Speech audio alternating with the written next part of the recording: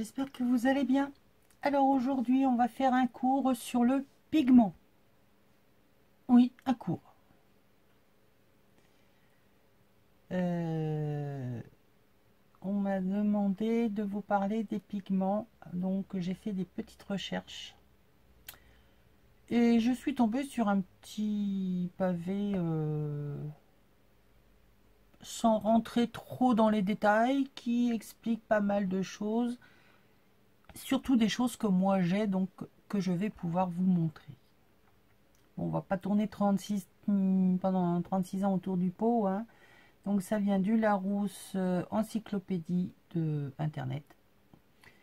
Je vous lis.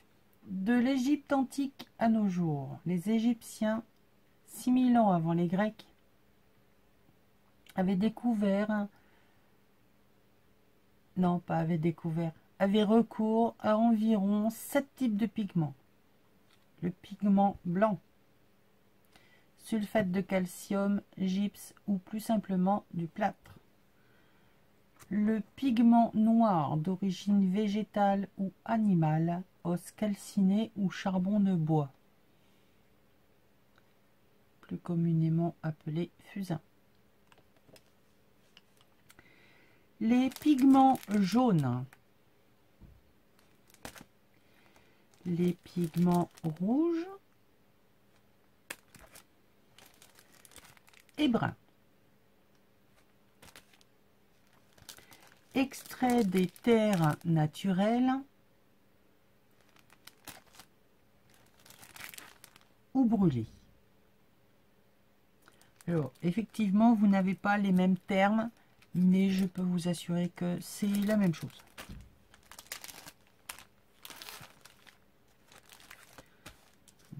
Le jaune, le rouge, le brun, dans l'ordre, c'est le naturel et le brûlé. Ensuite, nous avons les pigments verts. Alors, je ne sais pas, honnêtement, si c'est la même chose, mais moi, j'ai que cela. Extrait du cuivre. Donc, j'ai un terre verte ancienne. Et l'autre, c'est ombre vert, terre d'ombre verdâtre. Donc, vous dire s'il y a du cuivre dedans, j'en sais fichtrement rien.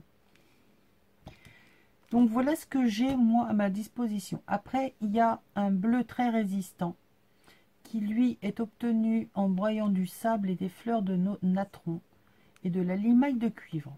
Je n'ai pas de bleu. Enfin, j'ai du bleu, mais c'est du bleu lavande. Alors, à part dire qu'il ne se mélange pas avec de l'eau, donc il est d'origine minérale, le bleu qui est obtenu, je ne sais pas si c'est vraiment ce qui est dit dans le texte. Donc plutôt que de vous raconter des bêtises, je préfère ne pas vous le montrer. Donc ça, c'est pour tout ce qui est pigment minéral. Qui dit pigment minéral dit que ça ne va pas se diluer dans l'eau ou l'alcool. Il va forcément lui falloir un autre médium hein, qui va être donc du gesso, de la pâte à structure, peu importe la densité, ou un médium tel que le médium pouring, enfin quelque chose qui va faire que il y a autre chose dedans, parce que dans le médium pouring, il y a un peu de peinture, donc c'est ce qui va révéler la couleur. Et surtout la fixer, la faire tenir. Parce que l'eau va faire que le minéral, lui, est plus lourd que l'eau. Ça va descendre, l'eau va rester en surface et la poudre va descendre. Donc, quand vous allez l'utiliser tout de suite, effectivement, ça va un peu colorer. Mais une fois sec, vous grattez et ça va finir par s'enlever. C'est de la craie. C'est de la pierre qui va rester, même s'il y a une légère coloration, ça ne sera jamais la même chose que si vous utilisez directement un médium quelconque, parce qu'en fait c'est ça qui va révéler la couleur. Donc ça, c'est les pigments d'origine minérale. Donc là, dans les sachets, c'est ma petite natte d'Albi qui me les avait offerts. Mille merci encore, ma belle. Et là, dans les petits gobelets, c'est ma petite sourisette qui nous avait offert l'année dernière. Donc maintenant que je vais pouvoir les avoir plus sous le nez, sans avoir à escalader et retirer un tas de choses, je vais pouvoir teinter un tas de choses et les travailler plus souvent. Donc plein de bisous et mille merci encore à vous les filles. Ensuite, je vais vous montrer ce qui, je pense, normalement devrait être d'origine végétale, puisque eux se mélangent avec l'eau ou l'alcool. Donc vous en connaissez. Les plus connus, ce sont les bruchots. Les plus connus parce que ou vous les avez, ou vous en avez entendu parler, enfin bref, les bruchots.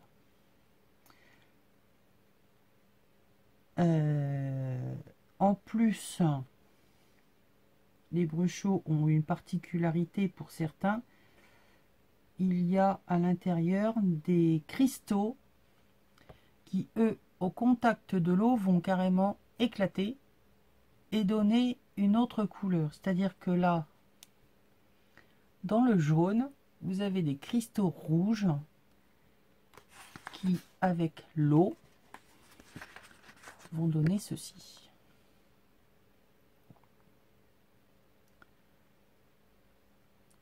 Donc c'est magique.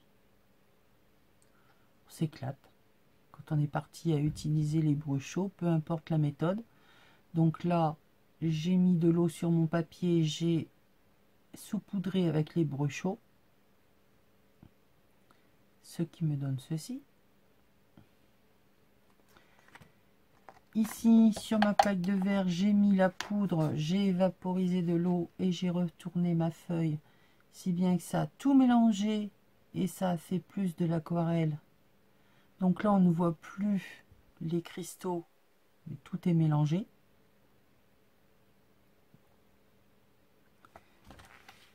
Mais c'est bien la même chose au départ, je peux vous l'assurer. D'ailleurs, on retrouve un petit peu les teintes en haut. Et on peut avoir, donc là c'est avec de l'orange.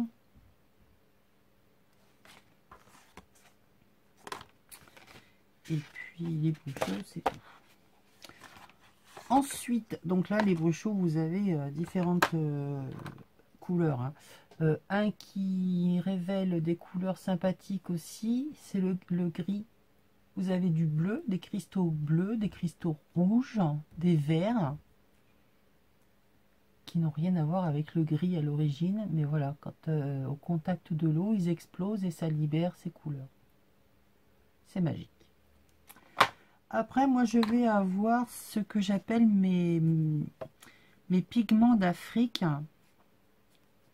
parce que les Africaines s'en servent pour faire la coloration de leur tissu. Vous dire quelle est l'origine, je n'en sais fichtrement rien. Et je pense que eux non plus.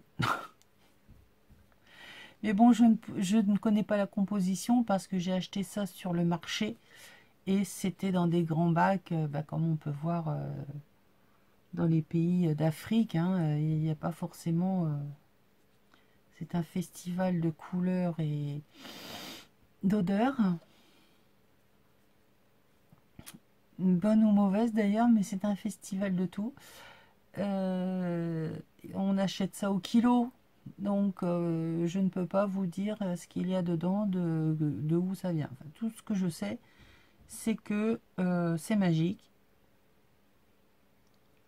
Vous en saupoudrez un peu et ça fait un peu le même style que les bruchots. Alors moi ici, j'ai utilisé du vert et du bleu.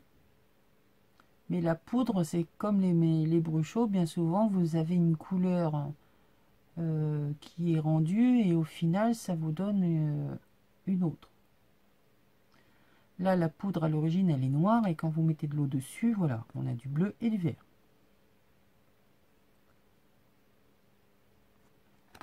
Donc voilà, moi c'est tout ce que je peux vous dire. Moi après, il y avait chez Nose pendant un temps, il y avait eu ceux-là. Alors c'est les Cosmo Cricket de Julie Comstock, Pixie Paint. Donc il y avait eu du bleu et du rouge. Ils sont superbes. Ils sont vraiment sympas à utiliser.